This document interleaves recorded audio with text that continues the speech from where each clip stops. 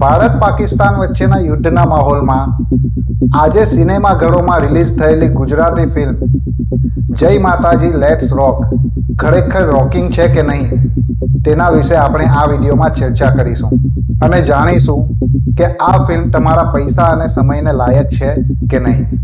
તો આવો વિડીયોની શરૂઆત કરીએ।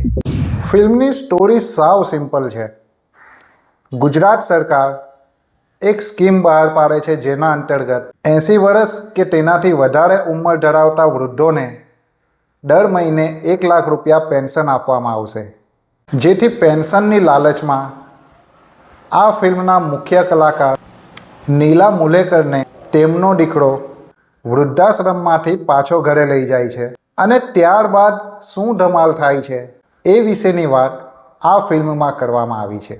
ફિલ્મની પટકથા સારી છે, પરંતુ મારું એવું માનવું છે કે એને હજી વધારે સારી કરી શકાય હોત અને આ ફિલ્મ દ્વારા સારો એવો સામાજિક મેસેજ આપી શકાયો હોત, પરંતુ એ બાબત આ ફિલ્મમાં શક્ય બની નથી। નિરેન ભટ્ટ કે જેઓ બોલિવૂડમાં પણ કામ કરી ચૂક્યા છે, એમના ડાયલોગ્સ સારા છે।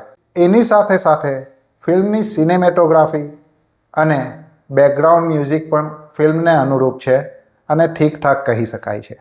મ્યુઝિકની વાત કરીએ તો ફિલ્મમાં 2 ગીત છે, એ બંને ગીતો સાંભળવાના સારા લાગે છે, પરંતુ મારું એવું માનવું છે કે જે રોમેન્ટિક ગીત હતું એનો ફિલ્મમાં કોઈ પણ ઉપયોગ નહીં કરાયો હોત તો પણ ફિલ્મમાં કોઈ ફરક પડ્યો ન હોત। એ ગીત ફિલ્મની લંબાઈ વધારવાનું કામ કરે છે। ફિલ્મની સૌથી સારી બાબત હોય તો એ છે ફિલ્મના તમામ કલાકારોનો અભિનય। મલ્હાર ઠાકર, ટીકુ તલસાણિયા, વંદના પાઠક, વ્યોમા નંદી, શેખર શુક્લા, એ તમામ કલાકારોનો અભિનય સુપર્બ છે અને એ તમામ કલાકારોએ પોતાના ભાગે જેટલો પણ અભિનય કરવાનું આવ્યું છે એને બખૂબીપૂર્વક નિભાવી જાણ્યો છે। એક્ટિંગ ડિપાર્ટમેન્ટમાં જો કોઈએ ધ્યાન ખેંચ્યું હોય તો એ છે આર્યન પ્રજાપતિ, જેના શોર્ટ વિડીયોઝ આપણે યુટ્યુબ અને ફેસબુક ઉપર અવારનવાર જોયા જ કરીએ છીએ। એનો અભિનય સરસ છે। એની સાથે સાથે ફિલ્મના મુખ્ય પાત્રના રોલમાં નીલા મુલેકર બાજી મારી જાય છે અને આ આખી ફિલ્મને પોતાના ખભે ઉપાડી લે છે।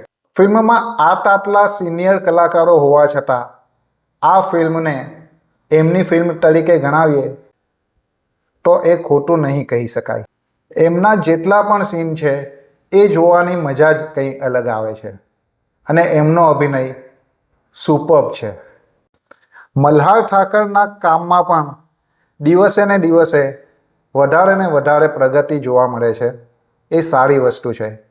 લોકો એવું કહે છે કે એકને એક ટાઈપની એક્ટિંગ કરે છે, પરંતુ આ ફિલ્મના એક સીનમાં જ્યારે એક વૃદ્ધ દાદીની સાથે એની મુલાકાત થાય છે, એ દ્રશ્ય અને એ જ દાદીની સાથે બીજું એક દ્રશ્ય તમે જોશો તો તમને મલ્હાર ઠાકરના અભિનયની રેન્જ આઈડિયા આવી જશે। ફિલ્મના તમામે તમામ કલાકારોનો અભિનય પણ આ ફિલ્મને બચાવી શકે એટલો સક્ષમ નથી। ફિલ્મમાં કોમેડી છે, ફિલ્મમાં ઇમોશન છે, પરંતુ કોમેડી એટલી ખતરનાક નથી કે આપણે હસી હસીને ગાંડા થઈ જઈએ। ઇમોશનલ દ્રશ્યો એટલા ખતરનાક નથી કે આપણે રડી રડીને આંખો સુજાવી દઈએ।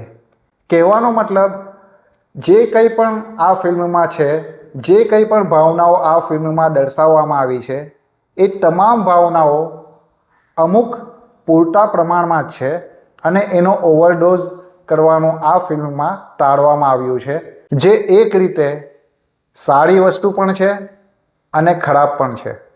શસ્ત્ર ફિલ્મની જેમ જ અહીં પણ લવ સ્ટોરી બિનજરૂરી લાગે છે અને વ્યોમાનંદીનું પાત્ર ફિલ્મમાં કેમ છે એ પ્રશ્ન છે। મિથડા મહેમાનની જેમ જ અહીં પણ દિગ્દર્શકની પાસે એ તમામ મસાલાઓ હતા જે એક બ્લોકબસ્ટર ગુજરાતી મૂવી માટે જરૂરી છે, જેમ કે સારા કલાકારો, સારું પ્રોડક્શન, સારી સ્ટોરી અને સારું રાઇટિંગ વગેરે। પરંતુ તેમ છતાં ફિલ્મ બનાવવામાં ક્યાંક ને ક્યાંક કશેક કાચું કપાયું હોય એવું મને લાગે છે.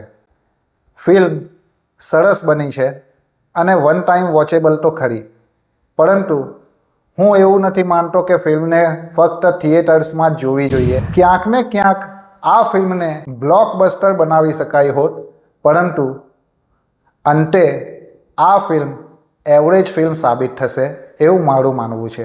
તો આ હતો ફિલ્મ જય માતાજી લેટ્સ રોકનો મારો રિવ્યૂ.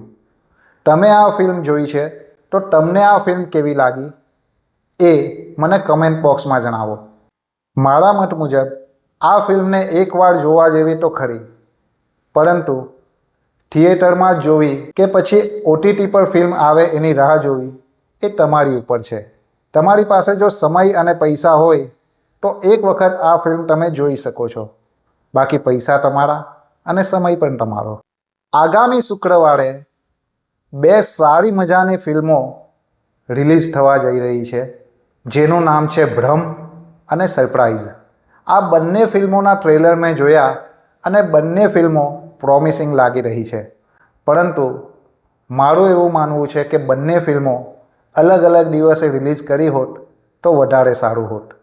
તો આ બંને ફિલ્મોના મૂવી રિવ્યૂઝ પણ હું લાવવાની કોશિશ કરીશ, અને એના માટે અમારી YouTube ચેનલ અર્બન ઉમરીગર્સને સબસ્ક્રાઈબ કરી દો અને બેલ આઇકન ઉપર ક્લિક કરો. વિડીયોને અહીં સુધી જોવા બદલ આપ સૌનો આભાર.